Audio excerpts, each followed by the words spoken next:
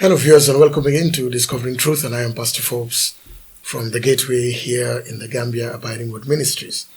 We are now in part 11 of our interesting series, and I want to thank you for all your feedback and the comments I'm getting. And just to say that, as always, this program is geared towards looking at the man in the mirror, looking at the woman in the mirror, and making sure we discover the better parts of our lives. The Lord Jesus Christ, our Messiah, said that when you know the truth will make you free. The truth that you know will make you free. It has become a motto or a magazine for our Truth, Reconciliation, Reparations Commission. When you walk into the hall, you saw it at the back there, the truth shall set you free.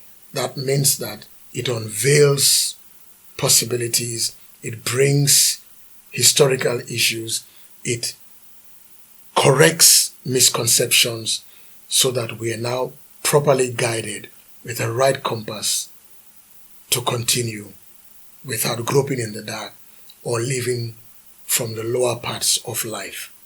And that's the joy about truth, because it's emancipating, it's liberating, it's exhaling. When you live in truth and walk in truth, you don't second guess issues. You don't have to remember what you said somewhere because you lied to somebody. You just operate in truth. Your conscience is free, and also you know what is right. Truth is power. Truth is great. And so, as we talked about our country, and as we keep talking about our country, on the things we can do to get it right so that we don't come to the brink of self-destructing or coming into massive poverty or becoming a failed state, or one of those terminologies we hear of other places, that we must all come together, harness the strength of our size, and make sure we get it right, especially with respect to 4 areas of our collective national life. 1, the issue of corruption, avarice, greed, and just really looting the state's resources, things that can make us all be happy, seem to always elude us. And that's because there's always few people who are greedy, who have lost their moral compass, who are just corrupt across board. And so we have to blow the whistle, become whistleblowers on ourselves, for the common good, so we get this ship going right. Secondly, we said religion. So there were 4 words, if I should remind you, or maybe you just joined us. There were 4 words. We said corruption, religion, by that we mean religious bigotry and intolerance, and then jealousy and maslaha.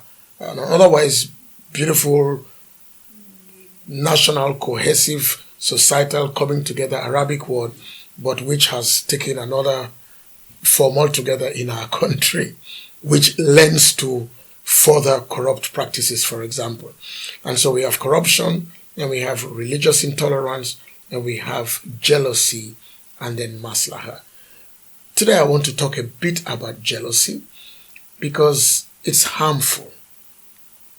And I could sit here all day long and talk about all kinds of jealousies, because there are people who will tell you that they have a right to be jealous in love, in marriage. A husband is jealous of his wife is super jealous, and we can hold that parents are jealous of their children, and people keep things to their chest because of jealousy and envy, and I agree to that. The only thing is that jealousy at the end of the day disempowers us all as a nation. Why? Because I don't trust you. You don't trust me. I don't seek for your progress. You don't seek for my progress. The PhD syndrome, pull him down, the crab and bucket, somebody's trying to climb up. No, we don't celebrate progress. We don't celebrate success. People are rich, but they are hiding. People are advancing and they are fearful, so they are always looking for one spiritual help or the other, external or internal things people tie on their bodies. People are looking at you with one eye. People are second guessing your moves, and people want to pull other people down. It's amazing. It's amazing. And I know maybe 10, 15, 20, 30 years ago, this phrase was not so much Gambian, and maybe because of West African movies, unfortunately, it seems to be rearing up its head in our lingo. My enemy, my enemy, my enemy. Some people even go as far as saying thunder should fire you. I know they are getting them from West African movies, but think about it. There are a couple of things that we need to interrogate. Number one, as I said, jealousy disempowers us. Jealousy weakens our ability to come together. And if jealousy is a demonic ploy, then it has succeeded in many instances. Because where two of us can maybe lift this desk, because I'm jealous of you, that maybe you have an agenda, I will try and lift it by myself. I will struggle. I might even hurt myself. It may take me a longer time to move this desk to where it could be. Whereas if I had help, partnership, collaboration, we would have done it faster. Both of us have enough time to do other things. So jealousy has that evil of almost equalizing us all. So even those who look like they are wealthier than the rest of the nation feel others are jealous of them, and maybe rightly so. Possibly the source of their wealth, etc. I just don't know. But if we understand that there is room for everybody, this is how the Bible puts it in the book of Acts chapter 17, that God made this world together and created the boundaries where people should live and has put in every nation what it needs. You all know it as I know it, that the two basic prosperity endowments of God upon each country are its natural resources and its human resources. And ladies and gentlemen, don't be quick to only see natural resource as gold and oil and diamond. Peace is something. Size, weather is something. Ladies and gentlemen, it's going to be very unnatural, and God forbid that we wake up one day and there is an earthquake in the Gambia. Why? We are totally flat. A flat country. Which again is an advantage for things like telecommunication, because we have very few black spots, which is an advantage for television, for radio, for internet connectivity, for many things. So God has embedded every nation. It's almost like the strength display we see, that somebody may be challenged in their eyesight but are very sharp in their hearing. Somebody may be challenged in their speech but are very articulate in their writing. There is always a counterbalancing. God has never left us at the mercy of other people. Look at our continent. 60% of the world's wealth is in Africa. In this country, 60% of the land is arable. I remember, I've never forgotten the story. Many, many years ago, I was preaching in Sierra Leone, and I lived in a hotel called Kimbima Hotel, and it's a depression, so I was jogging in the morning, and I found little boys chipping something black on the ground, chipping, and then they'll put it together. When I asked them, they said it's black stone. When I looked at it, it was granite. And we were building our church then. And way back in those days, 2003, 4, 5, a truck of basalt was about $38,000, $40,000. And of course, we are a church. We were raising money. And I was thinking, oh my gosh, can we not do some kind of a shipping business between Sierra Leone and Gambia for basalt to come here? Granite on the surface. No need to be jealous. No need to be envious. it is always because of greed. I want more than I can chew, more than I can take. And I feel this frenzied behavior that maybe there will not be enough for me, my children. So I'm going to become almost insane in how I amass wealth and do things at the expense of everybody else for my own. Ladies and gentlemen, have you noticed all over the world, but most especially in our own beloved continent, and even here, sometimes when people die, whether local or abroad, there are properties in this country, there are lands in this country, there are unfinished structures in this country that nobody knows who owns them. Nobody knows. Because some people have amassed and amassed until they forgot where their properties were. And they've gone. Jealousy will harm us as a country. But if we choose to rather celebrate each other, ladies and gentlemen, if somebody wants to rise up ethically, and let's say there are 4 of us around him or her, and we help that person to rise up, the truth is that the higher they go, we propping them, we also go high. And if they kick us, they tumble. So we must all desire each other's good, seek each other's good. Takes me back to the Bible, and that's why you must have one, you must love one. There's a book called Philippians. Philippi was one of the many coastal cities in Asia Minor, ancient Greece. He said, let each one think of the other better than himself. Appreciate somebody else. Celebrate somebody else. They get promoted, clap for them, visit them, take them for dinner. Don't badmouth them. Don't go to the Marabu and see how you can do something for this promotion to spoil. And you've heard me say this before.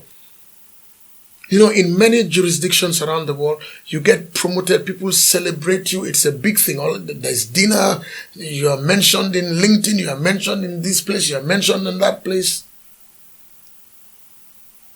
In our country, the Gambia, and you know it as a Gambian, when you get promoted, you get something. I've said this before. The phrase we use in Wolof is Yalnalajik. Yalnalajik, in my own understanding of Wolof, is that may God make it work out good for you. Why must we think like that? Why do other people not think like that? Maybe because we think, or maybe because we know that there is jealousy, there is hatred, there is betrayal, there is envy. You are celebrating somebody is angry, yet you are celebrating a well-earned success. You bought a car. Maybe you are even paying for it installmentally. Maybe somebody bought it for you and they are deducting from your salary. Somebody just sees you. The bourgeois, look at them, look at their car, look at where they live, with the suffering masses. No. Ladies and gentlemen, I am a strong believer that a lot of the outcomes of our lives are squarely and directly proportional to the choices we make or refuse to make. Success is as predictable as failure. Prosperity, advancement, growth, development is as predictable as poverty. Look at where we are as a nation. Are we all clapping for ourselves? No. Every day, every week, there is one agitation or the other. Why?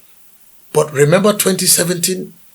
The whole world stood and clapped for us. December 2016. All kinds of people flew into town. New embassies opened. New airlines came. All kinds of things happened. We were the darling of the world. What did we do? what did we not do? Did we continue thinking nation, or did we come back to that West African phrase? It's now our turn, our tribal turn, our religious turn, our regional turn. Mathematics has a formula called the law of summation, that the total outcome is invariably the sum of the constituent parts. So if 10 of us are bad, we cannot have a good leadership.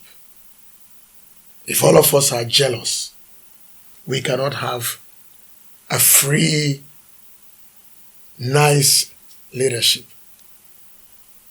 If we're all suspicious, everybody will look down, low-faced, low energy, morose, and very suspicious. It's cause and consequence. And ladies and gentlemen, because we know this all too well, we can choose to break jealousy as a country and celebrate.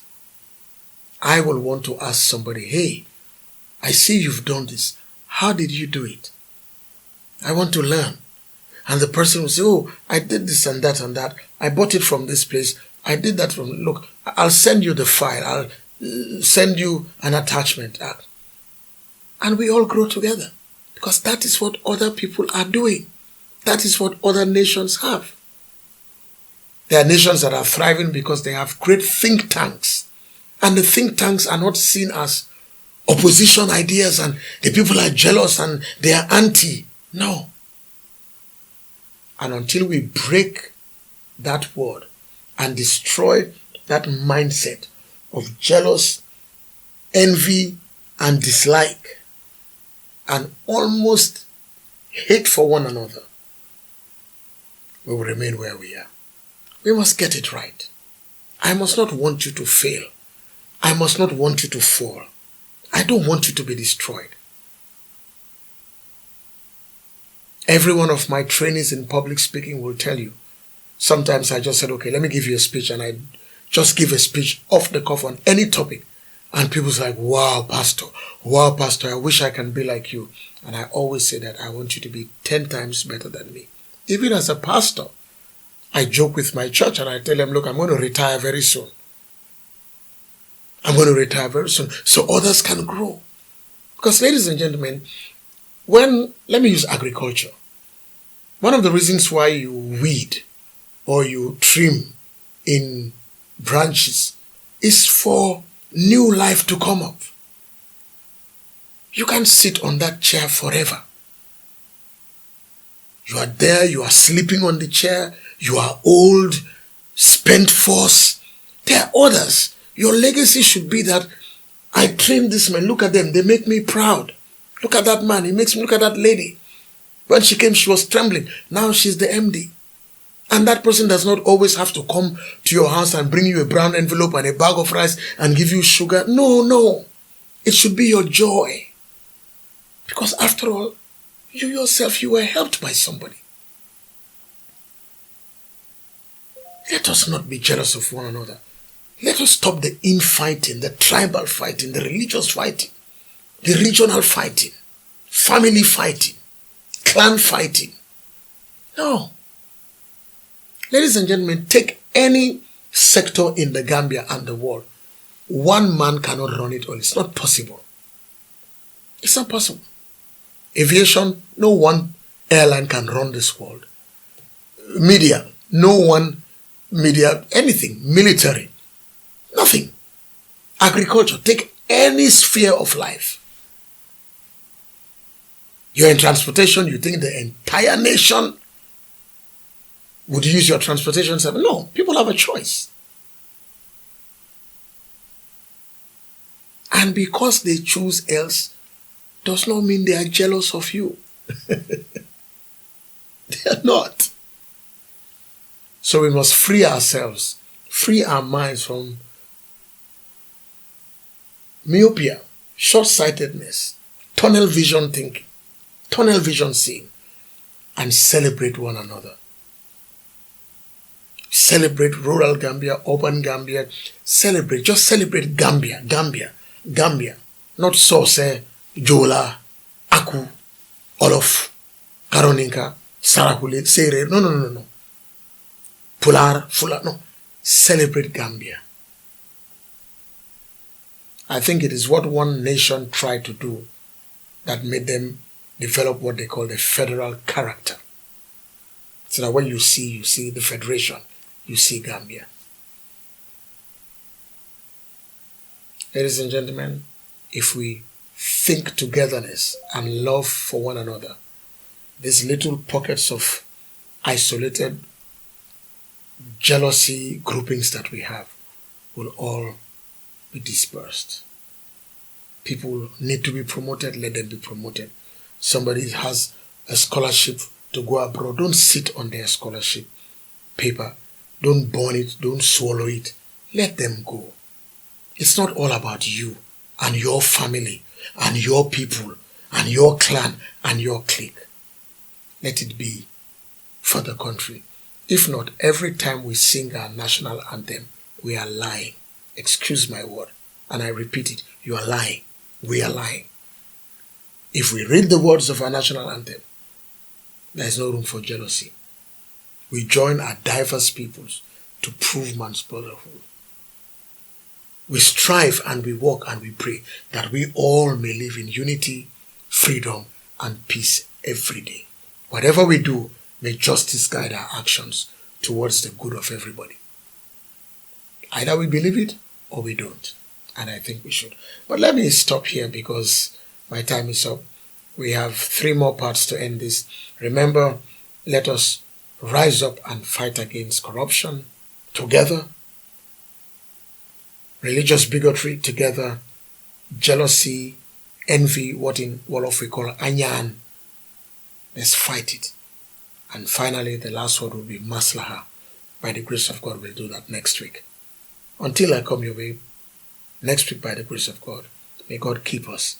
And may this transformation start incrementally and bring a very sweet Gambia, a true smiling coast of Africa.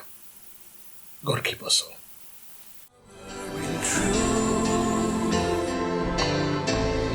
This